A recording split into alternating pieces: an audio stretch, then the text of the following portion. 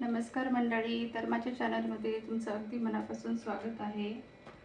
तर आज आपण पुडाचे शिंगोळे कसे बनवायचे ते बघणार आहोत। त्याच्यासाठी आपण कणिक मळून घेतली आणि त्याचे उंडे बनवून घेतले आणि चपातीच्या आकाराचे गोल गोल अशा चपात्या आपण अशा लाटून घेणार आहोत।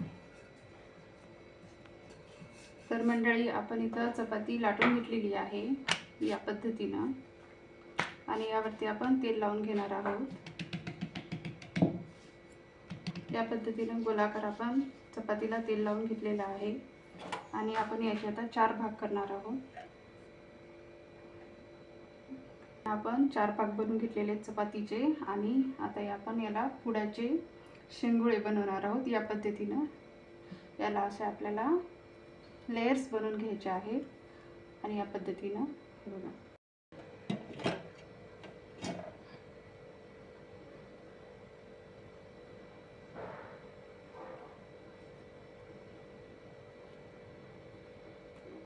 या पद्धतीने आपण पुडाचे शिंगोळे सर्व वरणामध्ये घालून घेणार आहोत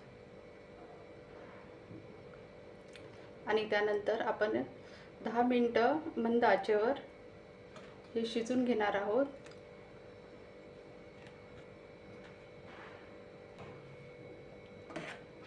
फिरून घेऊ लगेच झाकण ठेवून आपण 10 मिनिटं आपण याला चांगलं कुक करणार आहोत।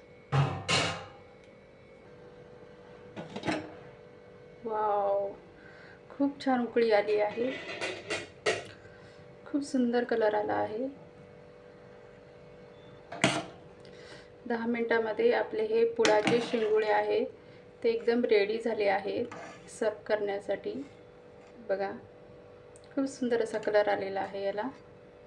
या पद्धतीचे शिंगोळे तुम्ही कधीच बनवलेले नसतील। आपण जनरली असे गोल राऊंडमध्ये शिंगोळे बनवतो साधेवाले। हे आपले आहेत पुडाचे लेयर्सवाले।